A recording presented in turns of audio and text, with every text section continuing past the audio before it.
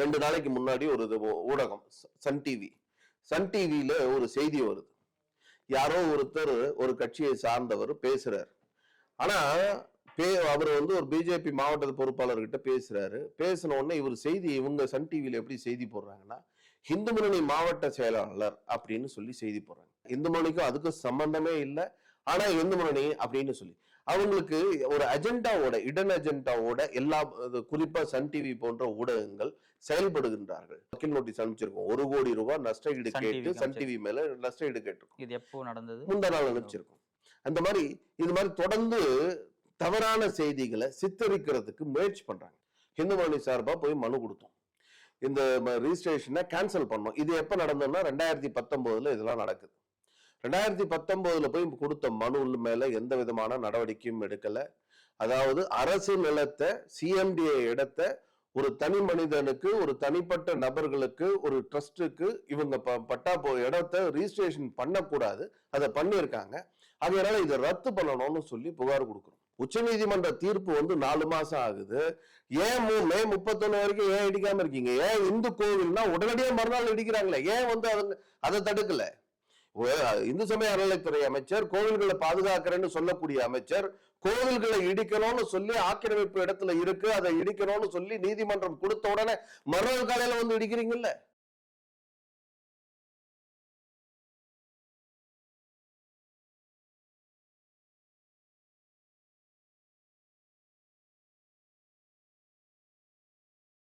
தாமரை TV நேயர்களுக்கு வணக்கம். இன்றைய நேர்காணலில் நம்முடன் இணைந்திருக்கும் சிறப்பு விருந்தினர் இந்து முன்னணி சென்னை மாநகர பொறுப்பாளர் திரு இளங்கோவன் அவர்கள்.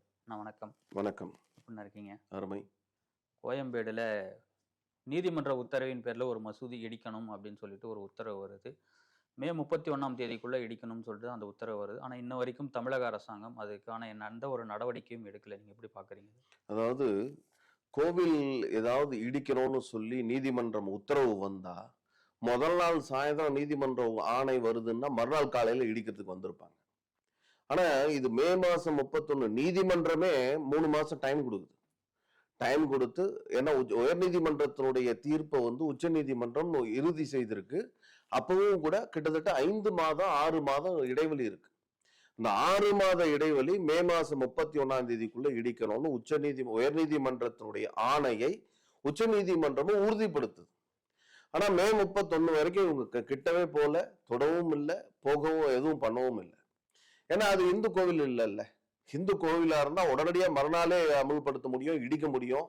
ஆனா அந்நிய மதத்தினுடைய இஸ்லாமிய எத்தனை ஆண்டு காலமா அங்க இருக்கு அரசு ஆக்கணும். அது ஒரு விஷயம் என்னன்னா, அது மசூதி கிடையாது. முதல் விஷயம், அவங்க வந்து முதல்ல 2019 அந்த இடத்துல ஒரு இடத்தை வாங்குறாங்க, ஆக்கிரமிப்பு இடத்தை வாங்குறாங்க. சிஎம்டிஏக்கு சொந்தமான இடம். அந்த இடத்தை வாங்கி அந்த இடத்துல கட்டுமான பணியை நடத்துறாங்க. அப்படி நடத்தும் பொழுது அந்த இடத்துல வந்து ஒரு இது என்ன, அந்த இஸ்லாமிய கல்வி கூடமாக நாங்க பண்ண போறோம் அப்படின்னு சொல்லிதான் ஒரு ட்ரஸ்ட் பேர் போட்டு ஒரு பெயர் பலகையை வைக்கிறாங்க. பெயர் பலகையை வச்சு கட்டுமான பணி நடக்கும் பொழுது அந்த பகுதி மக்கள்லாம் பக்கத்திலேயே கோவில் இருக்கு. இந்த மாதிரி இவங்க நாளைக்கு ஆரம்பத்துல எல்லா இடங்கள்லயும் புதுசா மசூதி கட்டக்கூடிய அத்தனை இடங்களும் அப்படின்னா ஏதோ ஒரு கல்வி கூட ஆரம்பிக்கிறோம், மதரசா ஆரம்பிக்கிறோம் அப்படியெல்லாம் சொல்லிதான் ஆரம்பிக்கிறாங்க. பிறகு மேல புனல் கட்டி அது மசூதியை மாத்துறாங்க.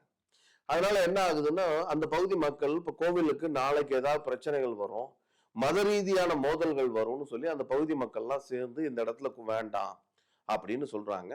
நீங்க அனுமதி வாங்கினீங்களான்னு சொல்லி எந்த விதமான அனுமதியும் வாங்கல. நீங்க சாதாரணமா ஒரு வீடு கட்டணும்னு சொன்னா கூட அதுக்கு அனுமதி தேவை. நீங்க சட்டப்படியே கூட ஒரு வழிபாட்டு கூடம் கட்டணும்னா அதுக்கு என்ஓசி வாங்கணும், கலெக்டர் கிட்ட என்ஓசி வாங்கி இருக்கணும். அந்த எந்த விதமான முறையான விஷயங்கள் எதையுமே செய்யாம அந்த கட்டிடமானது எழுப்பப்படுது.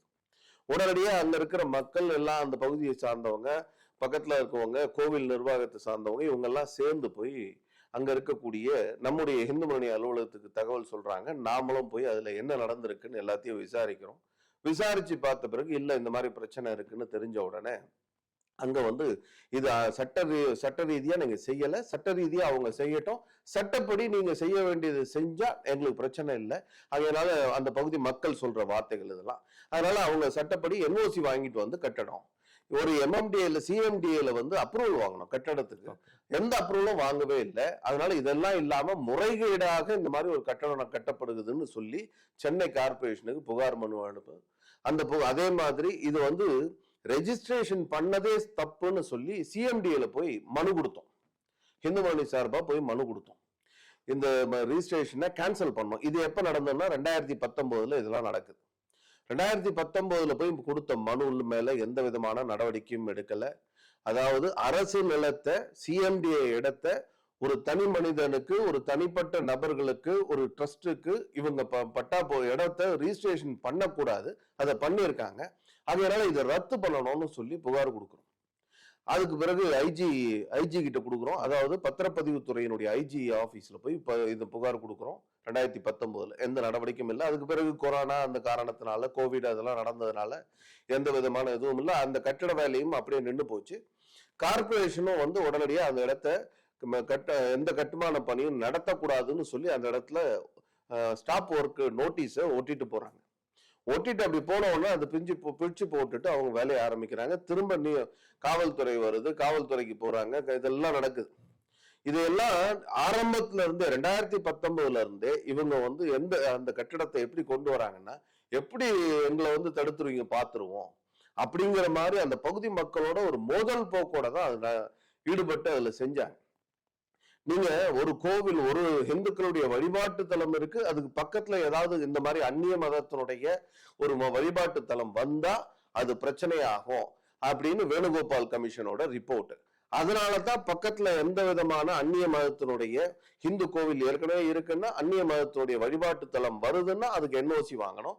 அந்த சட்ட ரீதியா மத ரீதியான பிரச்சனைகள் எதுவும் வராதுங்கிறத உறுதிப்படுத்திக்கிட்டு அதுக்கு கலெக்டர் அனுமதி கொடுப்பாங்க. அதுக்கு பிறகு நீங்க கட்டிட அனுமதி வாங்கணும். இதெல்லாம் எந்த விதமான ப்ரொசீஜரையும் எந்த விதமான சட்டத்தையும் ஃபாலோ பண்ணாம, பின்பற்றாம கட்டடத்தை கட்டுறாங்க. அதுக்கு பிறகு இதெல்லாம் நடந்த பிறகுதான் வேற வழி இல்லாம நீதிமன்றத்துக்கு போறாங்க.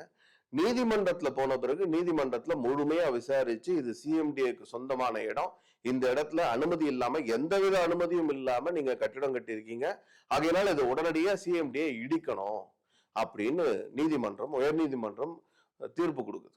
இந்த தீர்ப்பை எதிர்த்து அப்பீலுக்கு போறாங்க, சுப்ரீம் கோர்ட் போறாங்க. சுப்ரீம் கோர்ட்லயும் அந்த உயர்நீதிமன்ற தீர்ப்பை அப்படியே அதை அமல்படுத்தணும், அது சரியான தீர்ப்பு அப்படிங்கிறதுனால அந்த உயர்நீதிமன்றத்தினுடைய தீர்ப்பை அமல்படுத்த வேண்டியது சிஎம்டியோட கடமைன்னு சொல்லி தீர்ப்பு வருது. மே மாசம் 31 அதை இடிக்கணும்னு சொல்லி. அதான் இந்து சமய அறநிலையத்துறை அமைச்சர் சேகர் பாபுவும் சொல்றாரு, இது எங்களுடைய உத்தரவு கிடையாது, நீதிமன்றத்தினுடைய உத்தரவு, அதை நாங்க செயல்படுத்துறோம் அப்படின்னு சொல்றாங்க. எங்க செயல்படுத்துனீங்க? அதான் கேட்கல.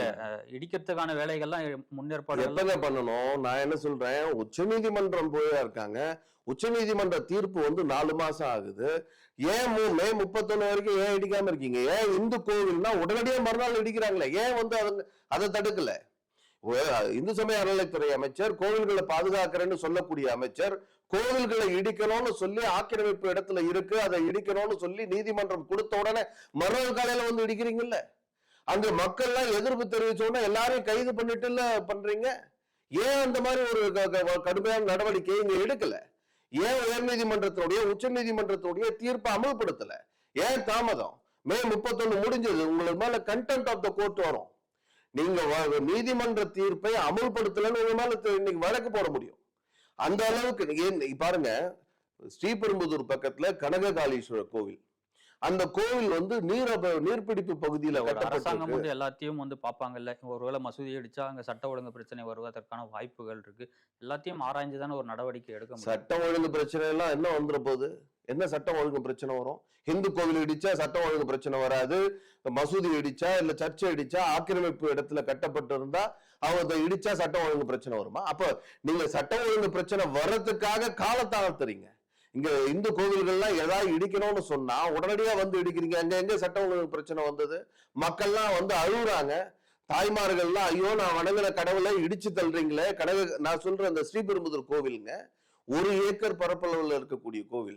முதல் நாள் சாயந்தரம் 7 மணிக்கு வந்து நோட்டீஸ் விட்டுறாங்க, கோவில் இடிக்கப்படும் சொல்லி, ஆக்கிரமிப்பு அகற்றப்படும் சொல்லி. மறுநாள் காலையில வந்து 5 மணிக்கு இடிக்கிறாங்க. இடிக்கும் போது பெரிய சிவலிங்கம், அந்த சிவலிங்கத்தை புல்டோசர் வச்சு இடிக்கிறாங்க, ஜேசிபி வச்சு இடிக்கிறாங்க. பாக்குற மக்கள் தாய்மாரெல்லாம் ஐயோ நான் வணங்கக்கூடிய கடல்ல சிவபெருமான தமிழ் தென்னாட்டினுடைய கடவுளாக இருக்கக்கூடிய சிவபெருமானை இப்படி இடிச்சு தள்ளுறீங்களே அப்படின்னு சொல்லி அழுகுறாங்க. எதையும் காதுல போடாம அப்படியே இடிச்சு தள்ளுறீங்க. 63 நாயன்மார்களுடைய சிலைகள் இருக்கு, எல்லா சிலையும் புல்டோசர் வச்சு அப்படியே தள்ளுறீங்க. அங்க ஒரு நூலகம் இருக்கு, அந்த நூலகத்தை எல்லாம் மண்ணோட மண்ணா மாத்துறீங்க. இதெல்லாம் அகற்றுவதற்கு கூட நேரம் கொடுக்கலையே. இருக்க வழிபாடு பண்ணக்கூடிய சுவாமியுடைய திருமேனியை அகற்றுவதற்கு கூட நேரம் கொடுக்காம எல்லாத்தையும் இடிச்சு தள்ளுறீங்க. இங்க மட்டும் ஏன் இந்த மாதிரி ஒரு நிலைப்பாடு? அரசாங்கம் ஒரே நிலைப்பாட்டுல இருக்கணுங்க. நீதிமன்ற தீர்ப்புன்னா எல்லா இடத்துலயும் நீதிமன்றத்தை ஒரே தீர்ப்பை ஒரே மாதிரி அமல்படுத்துங்க. மசூதி இடிக்க போறாங்கன்னு சொன்ன உடனே விடுதலை சிறுத்தைகள் கட்சி திருமாவளவன் அவர்கள் நேரடியா போய் எப்ப போனாங்க? எப்ப போனாங்க? இதெல்லாம் மே 31க்கு பிறகுதான் போனாங்க. பிறகுதான் போனாங்க. ஏன் மே 31 வரைக்கும் போல? ஏன் மே 31 வரைக்கும் நீங்க அமல்படுத்தல? ஏன் எக்ஸிக்யூட் பண்ணல? உச்ச நீதிமன்றத்தினுடைய தீர்ப்பை ஏன் அமல்படுத்தாம இருக்கீங்க? அதுவே சட்டப்படி தப்பு தானேங்க. நம்முடைய அறநிலைத்துறை அமைச்சர் சொல்றாரு நாங்க எல்லாம் நீதிமன்ற தீர்ப்பு தான். ஏன் நீதிமன்ற தீர்ப்பை அமல்படுத்தல? அப்ப அரசாங்கம் அமல்படுத்த முடியலன்னு சொன்னா ராஜினாமா பண்ணிட்டு போங்க. எங்களால நீதிமன்ற தீர்ப்பை அமல்படுத்த முடியல, சட்டம் ஒழுங்கு பிரச்சனை வந்துடும் அப்படின்னு சொன்னா ராஜினாமா பண்ணிட்டு போங்க. ஜவஹர்லா போயிட்டு முதலமைச்சரை சந்திக்கிறார், என்ன காரணமா இருக்கு? அதாவது இவங்க எல்லாம் ஓட் பேங்க் பாலிடிக்ஸ் பண்றாங்க. அரசாங்கம், திமுக அரசாங்கம் நாங்க சிறுபான்மையினருக்கான கட்சி, சிறுபான்மையினருக்கான ஆட்சி, சிறுபான்மையினர் போட்ட பிச்சைன்னு சொல்லி ஒரு பாதிரியார் பேசினார். அந்த மாதிரி அவங்களுடைய ஒட்டுமொத்த ஓட்டை வாங்கினதுக்காக அமைதியா இருந்தாங்க எலெக்ஷன் முடிகிற வரைக்கும். எலெக்ஷன் முடிஞ்ச பிறகு உடனடியாக அந்த தேர்தல் ரிசல்ட் வரணும் ஜூன் 4 வரைக்கும். அதுவும் அமைதியா இருந்தாங்க. எலெக்ஷனுக்கு முன்னாடி பண்ணிருக்க வேண்டிய விஷயம், ஆனா பண்ணல. எலெக்ஷன்லாம் தேதி அறிவிக்கிறதுக்கு முன்னாடியே தீர்ப்பு வந்துடுச்சு, ஆனா அதை உடனடியா பண்ணவே இல்லை. பண்ணா எங்க முஸ்லிம் ஓட்டெல்லாம் போயிடுமோ அப்படிங்கிறதுக்காக அதை பண்ணாம அமுல்படுத்தாம சட்டவிரோதமாக கட்டப்பட்டு இருக்கக்கூடிய அந்த கட்டிடத்தை இடிக்காம அமைதியா வேடிக்கை பார்த்தாங்க. எதுக்குன்னு சொன்னா ஓட்டுக்காக, முஸ்லிம் ஓட்டுக்காக, முஸ்லிம்களை ஏமாத்துறதுக்காக, ஓட்டு வாங்குறதுக்காக அமைதியா வேடிக்கை பார்த்துட்டு இப்ப இடிக்கிற வேலையில நாங்க இடிக்க போறோம் அப்படின்னு சும்மா இடிக்கிறது. அதை கூட நீங்க ஆர்ப்பாட்டம் பண்ணுங்க, நாங்க இடிக்க வர மாதிரி வரோம், நீங்க ஆர்ப்பாட்டம் பண்ணி நாங்க நிறுத்துற மாதிரி நிறுத்துறோம் அப்படின்னு மே 31 போய் இன்னைக்கு 15ஆம் தேதிங்க, 15 நாள் ஆச்சு. ஏன் இது வரைக்கும் இடிக்காம இருக்கீங்க? சரி, ஓகே. தமிழக அரசாங்கம் நடவடிக்கை எடுக்கல. இந்து முன்னணி சார்பா நீங்க என்ன முன்னெடுப்பு எடுக்க? நாம அடுத்தது கண்டெம்ட் ஆஃப் த கோர்ட் போறோம். நீதிமன்றத்தினுடைய தீர்ப்பை நீங்க அமல்படுத்தலன்னு சொன்னா நீங்க நீதிமன்றத்தை மதிக்கலன்னு அர்த்தம். இந்த அரசாங்கம் உச்ச நீதிமன்றத்தையும் இந்த நாட்டினுடைய கான்ஸ்டிடியூஷனையும் மதிக்க தயாரா இல்ல. அதனாலதான் அமைதியா வேடிக்கை பார்த்துட்டு இருக்கீங்க. கண்டெம்ட் ஆஃப் த கோர்ட் போவோம். நீதிமன்றத்துக்கு போய் உங்களுடைய உச்ச நீதிமன்ற தீர்ப்பை தமிழ்நாடு அரசாங்கம் மதிக்க தயாரா இல்ல, குப்பையில தூக்கி போட்டு வச்சிருக்காங்க. நாங்க அதை அமல்படுத்த முடியாதுன்னு சொல்லி 15 நாள் எக்ஸ்ட்ரா ஆயிருக்கு. இது வரைக்கும் எந்த நடவடிக்கையும் எடுக்கல. நீங்க கொடுத்த 4 மாசம் நேரம் அதை கூட அமல்படுத்த அதுக்குள்ள இடிச்சிருக்க முடியும், ஆனா செய்யல. ஆனா இந்து கோவிலா இருந்தா உடனடியா மறுநாள் காலையில வந்து இடிக்கிறீங்க, தீர்ப்பு வந்த மறுநாள் காலையில இடிக்கிறாங்க. ஆகையினாலதான் இந்த அரசாங்கத்தை இந்து விரோத அரசாங்கம் இந்த மாதிரி தொடர்ந்து சொல்லிட்டே இருக்கும். இந்துக்களுடைய கோவில்களை தொடர்ந்து இடிக்கக்கூடிய காரணம் அங்க ஆக்கிரமிப்பு, இங்க ஆக்கிரமிப்புன்னு சொல்லி இடிச்சுட்டே இருக்கீங்க. ஆனா இந்த மாதிரி ஆக்கிரமிப்பு அரசாங்கம் மட்டுமில்ல, நீதிமன்றம் மட்டுமில்ல, உச்ச நீதிமன்றம் வரைக்கும். இந்த நாட்டுல ஜுடிஷியரியில டாப் யாருன்னு சொன்னா உச்ச நீதிமன்றங்க. உச்ச நீதிமன்றத்தினுடைய ஆர்டரை கூட நீங்க அமல்படுத்த மாட்டீங்கன்னா என்ன அர்த்தம்? சிறுபான்மை ஓட்டுக்காக நாங்க என்ன வேணா இழக்க தயாரா, இந்த நாட்டுடைய கான்ஸ்டிடியூஷனை கூட மதிக்க மாட்டோம், அரசியலமைப்பு, அரசியல் சட்டம் எதையும் மதிக்க மாட்டோம்ல இருக்கீங்க. இந்த அரசாங்கம் அப்படித்தானே செயல்படுது. ஏன் அந்த மாதிரி ஒரு நிலை? அதனால நிச்சயம் நாங்க நீதிமன்றத்துக்கு போவோம். இந்த அரசாங்கத்துக்கு சரியான ஒரு பாடத்தை நீதிமன்றம் கொடுக்கணும். நீங்க முதல்ல பேசும்போது சொன்னீங்க திமுக வந்து ஓட் பேங்க் பாலிடிக்ஸ்க்காக இதெல்லாம் பண்றாங்க அப்படின்னு சொல்றீங்க. ஆனா திருமாவளவன் அவர்கள் பேசுறாரு, இந்த தேர்தலில் பெரும்பாலான இந்துக்கள் வந்து பாஜகவை புறக்கணிச்சிருக்காங்க, எங்களை தான் ஆதரிச்சிருக்காங்கிறாரு. அதாவது பெரும்பான்மையான இந்துக்கள் பாஜகவை புறக்கணிச்சாங்க. நீங்க ஏன் டிஎம்கே அலையன்ஸுக்கு ஓட் பர்சன்டேஜ் குறைஞ்சது?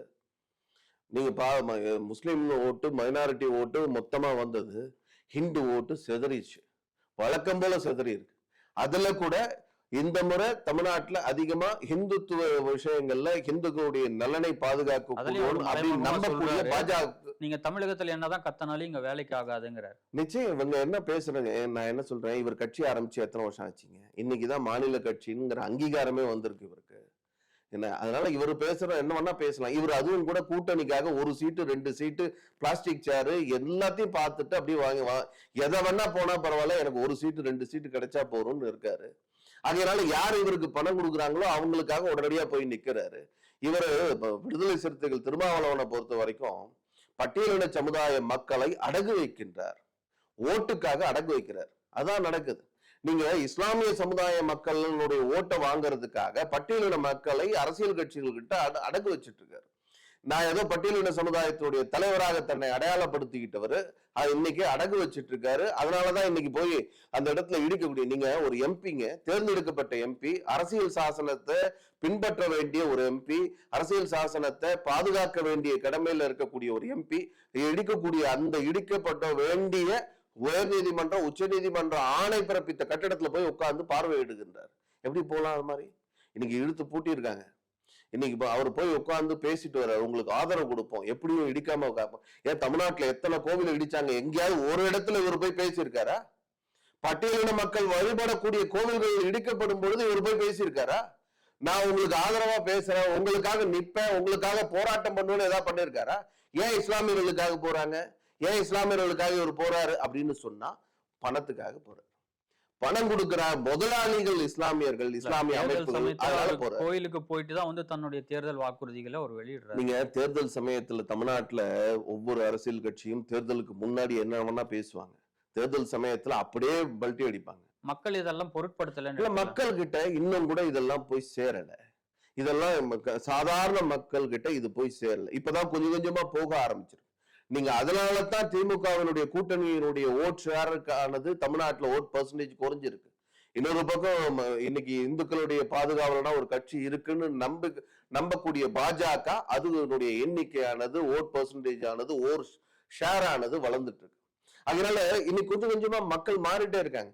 நீங்க இவங்க என்ன வேணா சொல்லலாம், தமிழ்நாட்டுல எந்த ஆதரவும் இல்லாம எந்த கூட்டணியும் ஆதரவு இல்லாம ஒரு எம்எல்ஏ ஜெயிச்சிருக்காரு தமிழ்நாட்டுல, பிஜேபியோட எம்எல்ஏ. அதுக்கு முன்னாடி இந்து முன்னணி ஆதரவு கொடுத்து ஒரு எம்எல்ஏ ஜெயிச்சிருக்காரு. அப்ப எந்த கூட்டணியும் கிடையாது. அதனால தமிழ்நாட்டில் நிச்சயம் வளரும். அதுல அதாவது இந்துக்கள் ஒன்னா சேருவாங்க, இந்துக்களுடைய நலன்களை பாதுகாக்கக்கூடியவர்களுக்காக பார்த்து ஓட்டு போடக்கூடிய நிலை நிச்சயம் வரும்.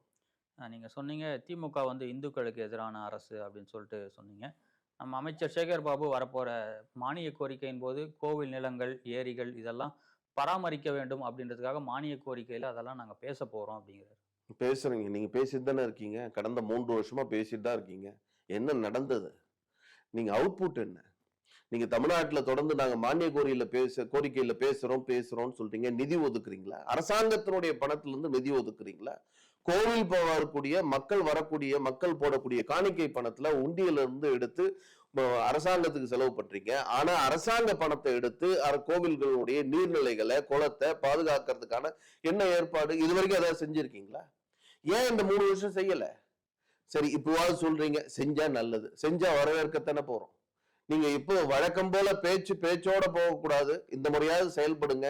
ஏன்னா உங்களை செயல் அமைச்சர் செயல் பாபு எல்லாம் சொல்றாரு, இந்த முறையாவது கொஞ்சம் அறநிலைத்துறைக்காக ஏதாவது செயல்படணுங்கிறதா நம்முடைய எதிர்பார்ப்பாரு. நெல்லையில ஒரு கலப்பு திருமணம் ஒன்று நடக்குது. இது வந்து சாதிய மோதலை உண்டாக்குறாங்க கம்யூனிஸ்ட் கட்சிகள் அப்படின்னு சொல்லிட்டு இந்து முன்னணி சார்பா ஒரு குற்றச்சாட்டை வந்து முன் வச்சிருக்காங்க. இதுல என்ன சாதிய மோதல் உண்டாக்குறதுக்கான? அதாவது ஒரு அரசியல் கட்சியினுடைய வேலை இந்த மாதிரி கலப்பு திருமணங்களை, அதாவது ஒரு திருமணங்கள் நடக்கணும்னு ஆசைப்பட்டா கலப்பு திருமணம் நடக்கணும். 2 பேர் காதலிக்கிறாங்கன்னு சொன்னா 2 குடும்பத்தையும் சேர்ந்து பேச வச்சு 2 பேரும் மத்தியிலையும் ஒரு சுமூகமான சூழலை எட்ட வச்சு அதுக்கு பிறகு திருமணம் பண்ணி வைக்கணும். 2 பேரையும் கூட்டிட்டு வந்து அவங்களுடைய அலுவலகத்துல உட்கார வச்சுக்கிட்டு அலுவலகத்திலே திருமணத்தை பண்ணி அதுக்கு பிறகு பொண்ணு எங்க இருக்குன்னே தெரியல, தேடிட்டு இருக்காங்க. பொண்ணு எங்க இருக்குன்னு பேரண்ட்டுக்கு அந்த பொண்ணை பெற்ற குடும்பம், அந்த குடும்பத்தினுடைய உறவினர்கள் மகளை காணோம்னு சொல்லும் பொழுது இந்த மாதிரி ஒரு அரசியல் கட்சியினுடைய அலுவலகத்துல அவங்கள சேர்த்து வச்சு திருமணம் பண்ணி வச்சிருக்காங்கன்னு இவங்கெல்லாம் எப்ப இந்த மாதிரி வேலையை ஆரம்பிச்சாங்கன்னு தெரியல. ஏன் கம்யூனிஸ்ட் கட்சி அரசியலை விட்டு, ஏன்னா நாடு முழுக்க இந்த கம்யூனிஸ்ட் சித்தாந்தம் இல்லாம போய் ஒழிச்சுட்டாங்க, மக்கள் ஏற்றுக்கலைங்கிறதுனால கடைசியில இந்த நிலைக்கு வந்துட்டாங்களான்னு தெரியும். பெரும்பாலும் இதெல்லாம் திராவிட கழகம் செஞ்சுட்டு இருப்பாங்க. இன்னைக்கு தமிழ்நாட்டு இல்ல திராவிட கழகம் செய்யறது ஒரு பக்கம், 2வது இன்னைக்கு கம்யூனிஸ்டுகள் செய்ய வேண்டிய நிலைக்கு தள்ளப்பட்டுட்டாங்க. அவங்களால வேற வழி இல்லை. அவங்களும் கட்சி நடத்தணும், அவங்களுடைய இருப்பை காமிச்சிக்கணும். அதனால இந்த மாதிரி ஏதாவது வேலைகள்ல ஏதாவது செஞ்சுட்டு இருக்காங்க. ஏன்னா தன் நாடு முழுக்க மக்கள் இவர்களை புறக்கணித்து விட்டார்கள். இந்த கம்யூனிஸ்ட் சித்தாந்தம் வந்து வேறடி மண்ணும் இல்லாம போயிட்டே இருக்கு. இப்போ பெரிய ஒரு புதக்குழி நோண்டி அது இந்தியன் மக்கள் எல்லாத்தையும் சேர்த்து இந்த கம்யூனிஸ்ட் சித்தாந்தத்தை போட்டு புதைச்சிட்டாங்க. அதனால அவங்களுடைய இருப்பை காமிக்கணும், நாங்களும் இருக்கோம்னு காமிக்கிறதுக்காக இந்த வேலையை பண்ணியிருக்காங்க. நீங்க யாரும் வந்து அந்த அலுவலகத்தை தாக்கணும்னு யாரும் வரல. வந்த மக்களுக்கு என்னுடைய நோக்கம் அலுவலகத்தை தாக்கணுங்கிறதா நோக்கம். தன்னுடைய மகளை எப்படியாவது கூட்டிட்டு போகணும், மகளை பேச வச்சு. நீங்க இது மாதிரி பல போலீஸ் ஸ்டேஷன்ல கூட இந்த மாதிரி ஏதாவது பிரச்சனைகள் வந்தா அந்த இடத்துல தாக்குதல் நடக்கிறது எல்லாம் சகஜமா இருக்கு. இந்த மாதிரி சம்பவங்கள் நடந்திருக்கு. இவங்க உடனே எங்க அலுவலகத்தை வச்சிட்டாங்க. அலுவலகம் என்ன கல்யாணம் பண்ற இடமா? அது கல்யாணம் பண்றதுக்காக அலுவலகம் கட்டி வச்சிருக்கீங்க, கல்யாணம் பண்றதுக்காக கட்சி நடத்துறீங்க.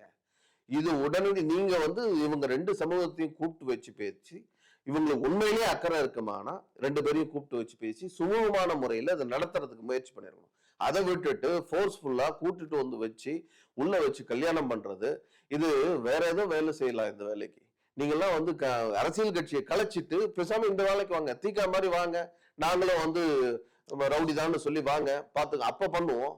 அதை விட்டு நாங்க ஒரு அரசியல் கட்சி, தேசிய கட்சியா இருந்தீங்க, கட்சியில ஒரு கவுன்சிலர் எலெக்ஷன்ல கூட உங்களால தனியா ஜெயிக்க முடியாத அளவுக்கு நாடு முழுக்க காணாம போன கட்சி இன்னைக்கு தன்னுடைய இருப்பை அடையாளத்தை காமிக்கிறதுக்காக செஞ்சுட்டு இருக்காங்க.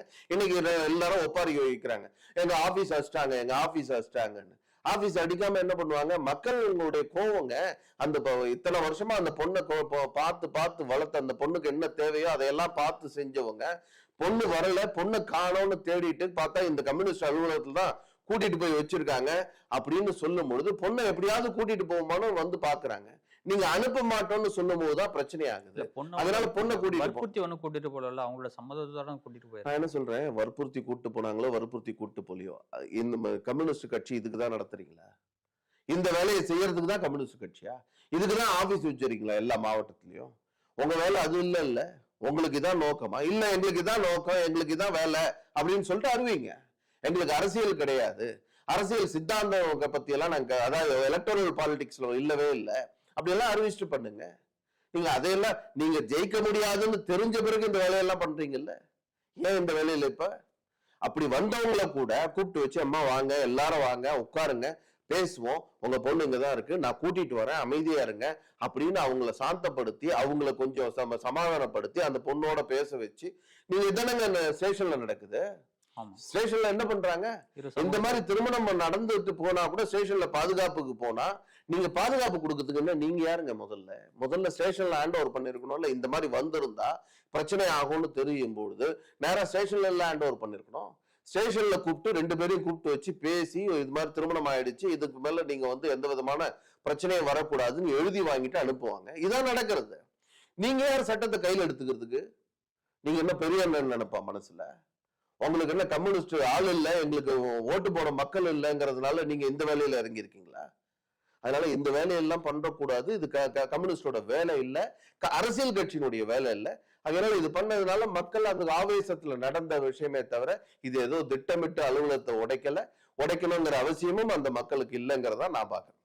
அடுத்து தமிழக ஆளுநர் ஆர்.என். ரவி அவர்கள் ஜம்புத்தீவு பிரகடனத்தை முன்னிட்டு அனைத்து கல்லூரிகளுக்கும் ஒரு சர்க்குலர் ஒன்று அனுப்பியிருக்காரு. இதை வந்து ஒரு விழாவா முன்னெடுக்கணும் அப்படின்னு சொல்லிட்டு. ஆளுநர் வேலை இதுதானா? அதாவது தமிழ்நாட்டுல ஆளுநர் வேலை இதுதானா? ஆளுநர் வேலையில இதுவும் கூட. எந்த பகுதியினுடைய ஆளுநராக இருக்கிறாரோ அங்கே உயர்கல்வித்துறை அமைச்சர்னு ஒருத்தர் இருக்காரு இல்ல, உயர்கல்வித்துறை அமைச்சர் இருக்காரு. ஆளுநர் வந்து எல்லா யூனிவர்சிட்டியோட சான்சலர், அவர்தான் வேந்தர். அதனால வேந்தருக்கான பொறுப்பை அவர் நிறைவேற்றுகின்றார். ஆளுநருங்கிறது ஒரு பக்கம், வேந்தருக்கான வேலையை அவர் செய்திருக்கின்றார். ரெண்டாவது, அவர் ஏதாவது தப்பான வேலை செஞ்சிருக்காருன்னா இல்ல. இந்த நாட்டினுடைய சுதந்திரத்துக்காக பாடுபட்டவர்கள், மறைக்கப்பட்ட தலைவர்கள், மறைக்கப்பட்ட சுதந்திர போராட்ட வீரர்கள், திட்டமிட்டு காங்கிரசனுடைய இந்த திமுக போன்ற கட்சிகளால மறைக்கப்பட்ட தலைவர்கள், அவர்களை எல்லாம் வெளியே கொண்டு வர்றார். அந்த மாதிரி ஜம்புத்தீவு பிரகடனம்ங்கிறது நம்முடைய மருது சகோதரர்கள். அந்த மருது சகோதரர்கள் இந்த நாட்டிற்கு சம்பந்தம் இல்லாத, கலாச்சாரத்துக்கு சம்பந்தம் இல்லாத பிரிட்டிஷ்காரர்களை இந்த நாட்டை விட்டு ஓட வைக்கணும் அப்படின்னு ஒரு பிரகடனத்தை ஜூன் மாசம் 16ஆம் தேதி அறிவிக்கிறாங்க. அந்த பிரகடனமானது அந்த சமயத்துல எல்லா வீடுகள்லயும், கோட்டைகள்லயும், எல்லா இடங்கள்லயும் ஒட்டுறாங்க. அந்த மாதிரி எழுதி மாட்டி வச்சிருக்காங்க. அந்த பிரகடனம் அறிவிக்கப்பட்ட நாள் ஜூன் மாசம் 16ஆம் தேதி. இந்த மாதிரி தமிழ்நாட்டில இருந்து இந்தியாவுக்கே வழிகாட்டியாக செயல்பட்ட மருது சகோதரர்களுடைய புகழை பரப்புவதற்காக ஆளுநர் அவர்கள் நடவடிக்கை எடுத்திருக்கின்றார். செய்திருக்க வேண்டியது ஆளக்கூடிய கட்சி, ஆளுங்கட்சி செய்திருக்கணும், ஆளும் அரசாங்கம் செஞ்சிருக்கணும். ஆளும் அரசாங்கம் இது செய்யாத காரணத்தினால வேந்தராக, ஆளுநராக மட்டுமில்ல வேந்தராக இருக்கின்ற காரணத்தினால எல்லா மாணவர்கள் மத்தியில் இது போய் சேரணுங்கிறதுக்காக ஆளுநர் சொல்லியிருக்கார். அது வரவேற்க வேண்டிய விஷயம். ஏன்னா இது தமிழர்களுக்கு பெருமை தரக்கூடிய விஷயம். இதையும் கூட அரசியலாக மாத்தி இதை ஜம்புத்தீவு பிரகடனத்தை ஏன் சொல்லணும் அப்படி இப்படின்னு இவங்க பண்ணாங்கன்னு சொன்னா தமிழர்களுக்கு தொடர்ந்து இவர்கள் துரோகம் செய்து கொண்டிருக்கிறார்கள். இன்னொரு துரோகமாகத்தான் இதை பார்க்க முடியும். ஆனா ஆளுநர் அவர்கள் நீலகிரியில ஒரு துணைவேந்தர்கள் மாநாட்டுல பேசும்போது சொல்றாரு, தமிழக பள்ளி கல்வித்துறை திராவிட மையமா மாறிக்கிட்டு இருக்கு அப்படின்னு சொல்லிட்டு சொல்றாரு. அதாவது புத்தகங்கள்லயும் திராவிட வரலாறுகளை தான் அவங்க திணிக்கிறாங்கன்ற கோணத்துல அதை பேசியிருக்காரு. நிச்சயம். அதாவது இப்ப கலைஞர் கருணாநிதியினுடைய புகழை பாடக்கூடியதாக பள்ளிக்கூடங்கள்ல பாடப்புத்தகங்கள்ல சேர்த்திருக்காங்க. அண்ணாதுரையை பத்தி, ஈவேரா பத்தி, ஈவேரால பத்தி எல்லாம் நீங்க இப்ப புத்தகங்கள்ல நம்ம படிக்கும் பொழுது ஏதோ யுனெஸ்கோ அவார்டு கொடுத்ததுன்னு படிச்சிருக்கோம். யுனெஸ்கோவா என்னது, ஏதோ ஒரு அவார்டு வாங்கினாரு, யுனெஸ்கோ அவார்டு, தென்னாட்டின் சாக்ரட்டிஸ் அப்படி எல்லாம் அவார்டு கொடுத்து, அப்புறம் கடைசியில பார்த்தா அது அப்படியெல்லாம் ஒரு அவார்டு கொடுத்ததுல ஈவேரா அண்ணா யாருன்னு தெரியாது, அவருக்கு எங்களுக்கும் சம்பந்தமே இல்லை அப்படின்னு மெயில் பண்ணிருக்காங்க. அதனால அப்படியெல்லாம் ஒரு அவார்டை கொடு. ஆனா நாம படிச்சது எங்களை போனவங்க ஒரு நம்ம 1980 90களில் படிச்சவங்க 80 70 80ல படிச்சவங்க அத்தனை பேரும் ஏதோ ஈவேரா தென்னாட்டின் சாக்ரட்டிஸ் யுனெஸ்கோ அவார்டு வாங்கினாரு அப்படியெல்லாம் சொல்லி பொய்களை படிச்சிருக்கோம். இவங்களுடைய ஆசையை தீர்க்கறதுக்காக பாடப்புத்தகங்கள்ல பொய்யை எழுதி வச்சு அது கூட அந்த வரலாறு தான் இருந்தது. அப்படி என்ன அந்த மாதிரி வரலாறுகளை திருச்சி கூடுவதாக தான் இன்னைக்கு இருக்கு. அது உண்மையும் கூட. அதே மாதிரி ஈவேரா என்ன செஞ்சுட்டாரு இந்த சமுதாயத்துக்கு, ஏன் ஈவேராவை பத்தி இருக்கணும். அதே மாதிரி இந்த தமிழ்நாட்டு சுதந்திர போராட்ட வீரர்கள், உதாரணமா செண்பகராமன் பிள்ளை, மறைக்கப்பட்ட பல தலைவர்கள் இருக்காங்க. அவங்கள பத்தி வரலாறு எதுவுமே கூட இன்றைய இளைஞர்களுக்கு தெரியல. எவ்வளவு கஷ்டப்பட்டு சுதந்திரத்தை வாங்கினாங்க, ஒவ்வொருத்தரும் என்னெல்லாம் தியாகம் செஞ்சிருக்காங்க. நம்முடைய வஉசியை பத்தி மட்டும் இல்ல, இந்த மாதிரி பல தலைவர்கள், நீலகண்ட பிரம்மச்சாரி, அதே மாதிரி வாஞ்சிநாதன், இந்த மாதிரி பல தலைவர்களுடைய வரலாறு எல்லாம் திரிக்கப்பட்டிருக்கு. அது மாதிரி திரிச்சு அவங்களெல்லாம் வரலாற்று புத்தகங்கள்லயே இல்லாத மாதிரிக்கு மாத்திருக்காங்க. அதுக்கு பதில் திராவிட இயக்கங்களுடைய தலைவர்கள், கம்யூனிஸ்ட் இயக்கங்களுடைய தலைவர்கள் இவங்களை எல்லாம் கொண்டு அதுல முக்கியத்துவம் கொடுத்து அதுல வச்சிருக்காங்க.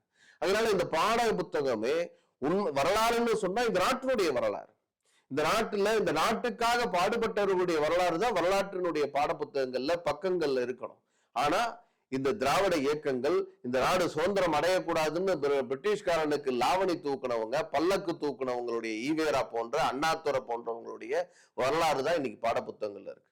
இந்த நாட்டுக்கு எதிராக செயல்பட்டவர்கள் இன்னைக்கு 1946 இந்தியா சுதந்திரம் கொடுக்க கூடாது, பிரிட்டிஷ்காரனை பார்த்து சொல்றாங்க, பிரிட்டிஷ்காரன் இந்தியா சுதந்திரம் கொடுத்துறாதீங்க, இந்தியாவில் இருக்கக்கூடிய இந்தியர்களுக்கு குண்டூசி தயார் பண்ண கூட முடியாது, தெரியாது, அதனால சுதந்திரத்தை கொடுத்தீங்கன்னா இவங்களால வச்சுக்க முடியாது, பாதுகாக்க முடியாது, அதனால நீங்க சப்போஸ் இந்தியா முழுக்க சுதந்திரம் கொடுத்தா கூட தமிழ்நாட்டை மட்டும், சென்னை ராஜதானி மட்டும் சுதந்திரம் கொடுத்துறாதீங்க, நீங்க லண்டன்ல இருந்து சென்னை ராஜதானியை ஆட்சி பண்ணுங்க அப்படின்னு ஒரு அடிமை சாசனத்தை எழுதினவர், படிச்சவர் ஈவேராவும் அண்ணாதுரையும், இந்த தீக்காவும் திமுக இயக்கங்களும். அதனால இவங்களுக்கு இவங்களுடைய பெருமையெல்லாம் இன்னைக்கு பாடப்புத்தகங்கள்ல இந்த மாதிரி விஷயங்கள் கூட இல்ல. அவங்களுடைய நெகட்டிவ் ஃபேஸ் இருக்குல்ல, அது கூட இந்தியாவுக்கு எதிரான விஷயங்கள் அவர்கள் செய்தது பத்தி எல்லாம் இன்னைக்கு பாடப்புத்தகங்கள்ல இல்ல. அவங்களை எல்லாம் நல்லவர்கள், வல்லவர்கள், ஏதோ இந்த நாட்டுல பெரிய புரட்சி செய்தவர்கள் அப்படிங்கிற மாதிரி எல்லாம் செய்திகளை படிக்கிறதுக்கு இன்னைக்கு மாணவர்கள் அப்படிதான் படிச்சுட்டு இருக்காங்க. இந்த நாட்டு சுதந்திரம் வாங்கி கொடுத்தது யாரு? காந்தி, நேரு, இவங்க தான் தெரியும். வேற யாரு சுதந்திரத்துக்காக பாடுபட்டாங்க அதெல்லாம் தெரியாது. எங்க இருந்தோ செண்பகராமன் பிள்ளை ஜெர்மனியில நாஜிக்களுடைய தலைவராக இருந்த ஹிட்லர் கிட்ட போய் இந்த நாட்டுல இருக்கக்கூடிய இந்தியர்களுக்கு சுதந்திரத்தை கொடுத்துட்டா இவங்களால ஆட்சி பண்ண தெரியாது, அதை பாதுகாக்க தெரியாதுன்னு சொல்லி ஹிட்லர் பேசினதை நேரடியா எதிர்த்து பேசினவர் செண்பகராமன் பிள்ளை. நீங்க சொன்னதுக்கு வாபஸ் வாங்குங்க, தப்பு அது, இங்க இந்தியர்களால முடியும், இந்தியர்களுக்கான எல்லா திறமையும் இருக்கு அப்படின்னு சொல்லி பேசி அவரை மன்னிப்பு கேட்க வச்சவர் செண்பகராமன் பிள்ளை. ஆனா இன்னைக்கு வரலாற்று பாடப்புத்தகங்கள்ல இது இல்லை, இந்த செய்தி இல்லை. இந்த மாதிரி முக்கியமான தமிழ்நாட்டினுடைய தலையெழுத்தை, தமிழ்நாட்டினுடைய வரலாற்றுல, சுதந்திர போராட்டத்துல மிக முக்கிய பங்காற்றினவங்க அத்தனை பேருடைய பெயரும் தமிழ்நாட்டுல நம்முடைய பாடப்புத்தகங்கள்ல நம்முடைய மாணவர்கள் படிக்கவே முடியல. அதுக்கு பதில் திராவிட இயக்கத்தை உருவாக்குறவங்க, திராவிட இயக்கத்தினுடைய தலைவர்கள் இந்த சித்தாந்தம் இதுதான் முன்னிலைப்படுத்தப்படுகிறது, அதுதான் ஆளுநர் சொல்லியிருக்கார். அதனால ஆளுநருடைய கருத்து வரவேற்கப்பட வேண்டியது. உண்மையிலே தமிழ்நாட்டினுடைய பாடல்கள் எல்லாத்தையும் மீண்டும் ஒரு முறை சரிபார்க்க வேண்டிய நிலை, நேரம், சரியான நேரம் அது. உடனே அதை சரி பண்ணி தமிழ்நாட்டினுடைய நம்முடைய சுதந்திர போராட்ட வீரர்களுடைய வரலாறு எல்லாம் மீண்டும் சேர்க்கப்பட வேண்டும் என்பதுதான் நம்முடைய ஆசை. எல் முருகன் அவர்கள் அமைச்சர் பதவியேற்ற பின்னாடி சென்னைக்கு வராரு, ஒரு ப்ரெஸ் மீட் ஒன்று கொடுக்குறாரு. அதில் என்ன சொல்றாருனாக்க, இனிமேல் யாராச்சும் வந்து ஃபால்ஸ் இன்ஃபர்மேஷனோட செய்தி வெளியிட்டீங்கன்னாக்க நடவடிக்கை எடுக்கப்படும். கடந்த காலங்களில் நான் நடவடிக்கை எடுக்கல, இந்த வாட்டி கடுமையான நடவடிக்கை எடுக்கப்படும் என்ற ஒரு வார்த்தையை வந்து பதிவு பண்ணியிருக்காரு. என்ன சொல்ல வர்றாரு? கடந்த காலங்கள்ல ஏன் எடுக்கலன்னு கேள்வியை நம்ம கேட்கலாம். இருந்தாலும் கூட கடந்த காலங்கள்ல எடுக்கல, அட்லீஸ்ட் இனிமேலாவது எடுங்க. இந்த முறை இந்த அவருடைய இந்த பதவி ஏற்ற பிறகு கடுமையான தமிழ்நாட்டுல ஊடகங்கள் எப்படி இருக்குன்னா ஒரு சார்பாக இருக்கு. ஏன் காரணம் என்னன்னு சொன்னா ஊடக சுதந்திரம் இல்லைங்க, கருத்துரிமை இல்லை, அந்த மாதிரி ஒரு நிலை இருக்கு. தமிழ்நாடு அரசாங்கத்துக்கு எதிராக அரசாங்கம் செய்யக்கூடிய விஷயங்களை, தவறுகளை சுட்டி காட்டினா அந்த பத்திரிகைகள் மேல நடவடிக்கை எடுக்கப்படும், பத்திரிகையாளர்கள் மேல நடவடிக்கை எடுக்கப்படுங்கிறதுனால பாதி பத்திரிகைகள், கிட்டத்தட்ட 90% பத்திரிகைகள் தமிழ்நாட்டுல உண்மை நிலைய மக்களுக்கு தெரியப்படுத்துறதே இல்லை.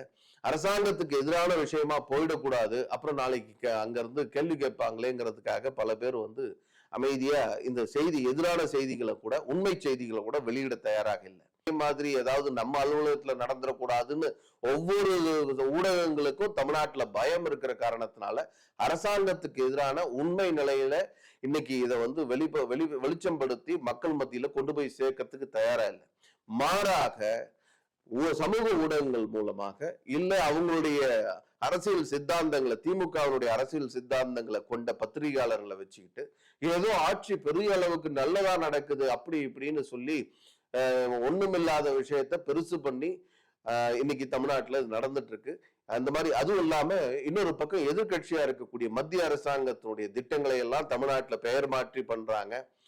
ஏதோ நாங்க தான் கொண்டு வந்தோங்கிற மாதிரி புதுசா ஏதோ திமுக கொண்டு வந்த மாதிரி மத்திய அரசாங்கத்தினுடைய திட்டங்களை கொண்டு வர்றது, இதையெல்லாம் எதிர்த்து கேள்வி கேட்டா தூக்கி உள்ள வைக்கிறது, இதெல்லாம் தமிழ்நாட்டில் நடந்துட்டு இருக்கு. இந்த மாதிரி மத்திய அரசாங்கத்தினுடைய திட்டங்களை திமுக செஞ்சது அப்படின்னு சொல்லி சமூக ஊடகங்கள் மூலமாக பரப்புகிறவர்களை, பொய் சொல்றவங்களை, பிஜேபியை பத்தி இல்ல வந்து உண்மைக்கு புறம்பா எழுதுறவங்களை பத்தி கடுமையான நடவடிக்கை எடுக்கணும். அது இது எக்ஸ் தளமா இருக்கலாம், இல்ல ஃபேஸ்புக்கா இருக்கலாம், இல்ல வந்து இந்த மாதிரி ட்ரோல் பண்றோம்னு சொல்லி வேற இந்த மாதிரி ரீலா இருக்கலாம், எதுவா இருந்தாலும் அது வந்து உண்மை கண்டறியும். எப்படி தமிழ்நாட்டுல வந்து ஒரு இதுக்காக ஒரு குழு போட்டுருக்காங்க, ஃபேக்ட் செக்கர்ஸ் இருக்காங்கல்ல, அந்த மாதிரி ஒரு ஃபேக்ட் செக்கர்ஸ் வச்சு அவங்களும் மத்திய அரசாங்கமும் நடவடிக்கை எடுக்கணும். அது யாராக இருந்தாலும் அவர்கள் மேல நடவடிக்கை எடுக்கணும். சமீபத்துல 2 நாளைக்கு முன்னாடி ஒரு ஊடகம் சன் டிவியில ஒரு செய்தி வருது. யாரோ ஒருத்தர் ஒரு கட்சியை சார்ந்தவர் பேசுறாரு. ஆனா அவர் வந்து ஒரு பிஜேபி மாவட்ட பொறுப்பாளர்கிட்ட பேசுறாரு. பேசின உடனே இவங்க சன் டிவியில எப்படி செய்தி போடுறாங்கன்னா, இந்து முன்னணி மாவட்ட செயலாளர் அப்படின்னு சொல்லி செய்தி போடுறாங்க. ஆனா இந்து முன்னணியினுடைய பொறுப்பாளர் இல்ல, இந்து முன்னணிக்கும் அதுக்கும் சம்பந்தமே இல்லை. ஆனா இந்து முன்னணி அப்படின்னு சொல்லி அவங்களுக்கு ஒரு அஜெண்டாவோட, இடன் அஜெண்டாவோட எல்லா குறிப்பா சன் டிவி போன்ற ஊடகங்கள் செயல்படுகின்றார்கள். அதனால நாம இந்து மணி சார்பா வக்கீல் நோட்டீஸ் அனுப்பிச்சிருக்கோம். 1 கோடி ரூபாய் நஷ்ட ஈடு கேட்டு சன் டிவி மேல நஷ்ட ஈடு கேட்டிருக்கோம். இது எப்போ நடந்தது? முந்தா நாள் அனுப்பிச்சிருக்கோம். அந்த மாதிரி இது மாதிரி தொடர்ந்து தவறான செய்திகளை சித்தரிக்கிறதுக்கு முயற்சி பண்றாங்க. மக்கள் நினைப்பாங்க, ஓ இந்து மணிக்காரங்க இப்படி பண்ணிட்டாங்களா அப்படிங்கிற ஒரு அமைப்பினுடைய பெயரை கெடுக்கிறதுக்காக, இயக்கத்துடைய பெயரை கெடுக்கிறதுக்காக இந்த மாதிரி திட்டமிட்டு இந்த மாதிரி ஊடகங்கள் சன் டிவி அரசாங்கத்தை சார்பாக இருக்கக்கூடிய, திமுகவுக்கு சார்பாக இருக்கக்கூடிய ஊடகங்கள் செயல்பட்டு கொண்டிருக்கிறது. அந்த மாதிரி இருக்கிற பட்சத்துல கடுமையான நடவடிக்கை தேவை. மத்திய அரசாங்கத்தினுடைய தகவல் ஒலிபரப்புத்துறை அமைச்சராக, இணையமைச்சராக பொறுப்பேற்று இருக்கக்கூடிய எல் முருகன் அவர்கிட்ட இருந்து நாம எதிர்பார்க்கிறது நிச்சயம் செய்வார்ன்ற நம்பிக்கையோடு நம்முடைய வாழ்த்துக்களையும் இந்த நேரத்துல பதவியேற்ற தாமரை டிவி மூலமாக அவருக்கு தெரிவிச்சுக்கிறோம்.